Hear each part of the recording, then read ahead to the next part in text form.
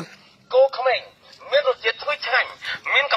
មានលក់សាច់ជ្រូកនិងសាច់គោចំណុកស្នាក់កកោភូមិថ្មីកំពង់ប្រចិនតម្រង់ពោកំពង់លេងគោក្មេង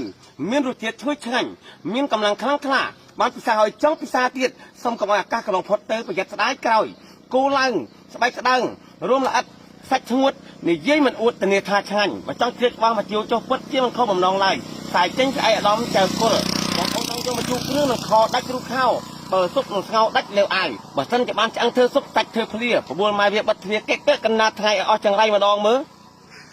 មកដល់ទៀតហើយមានលក់សាច់ជ្រូកនិងសាច់គោចំណុកថ្នាក់កកោភូមិថ្មីកំពង់ប្រចិនតម្រង់សាច់បងប្អូនគោក្មេង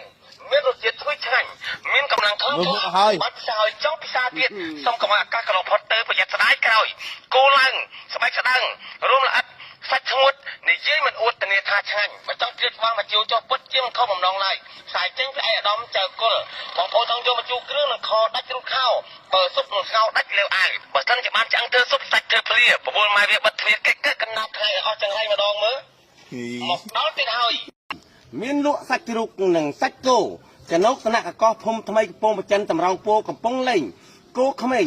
មានរសជាតិឈ្ងុយឆ្ងាញ់មានកម្លាំងខ្លាំងក្លាបានពិសាឲ្យចង់ពិសាទៀតសូមកុំឲ្យអាកាសកន្លងផុតទៅប្រយ័ត្នស្ដាយក្រោយគោឡើងស្បែកស្ដើងរួមល្អិតសាច់ឈ្ងួតនិយាយមិនអួតធានាថាឆ្ងាញ់បើចង់ជ្រៀតច្បាស់មកជួចុះពុតជាមិនខុសបំណងឡើយខ្សែចេញក្អែកអាដាមចៅគុលបងប្អូនចង់យកមកជួគ្រឿងនឹងខដាច់គ្រូខោបើស៊ុបនឹងស្ងោដាច់លេវអាយបើសិនជាបានឆ្អឹងធ្វើស៊ុបសាច់ធ្វើភ្លាប្រួលម៉ែវាបិទទ្វារកិកកណ្ណាថ្ងៃឲ្យអស់ចង្រៃម្ដងមើលមកដល់ទៀតហើយមានលក់សាច់ជ្រូកនិងសាច់គោចំណុកថ្នាក់កកោភូមិថ្មីកំពង់ប្រចិនតម្រង់សាច់បងប្អូនគោក្មេងមានរសជាតិឈ្ងុយឆ្ងាញ់មានកម្លាំងធន់បាត់ផ្សាឲ្យចង់ពិសាទៀតសូមកុំឲ្យអាកាសកន្លងផុតទៅប្រយ័ត្នស្ដាយក្រោយគោឡើងស្បែកស្ដើងរួមល្អិតសាច់ឈ្ងួតនិយាយមិនអួតធានាថាឆ្ងាញ់បើចង់ជ្រៀតច្បាស់មកជួចុះពុតជាមិនខុសបំណងឡើយខ្សែចេញក្អែកអាដាមចៅគុលបងប្អូនចង់យកមកជួគ្រឿងនឹងខដាច់គ្រូខោបើស៊ុបនឹងស្ងោដាច់លេវអាយបើសិនជាបានឆ្អឹងធ្វើស៊ុបសាច់ធ្វើភ្លាប្រួលម៉ែវាបិទទ្វារកិកកណ្ណាថ្ងៃឲ្យអស់ចង្រៃម្ដងមើល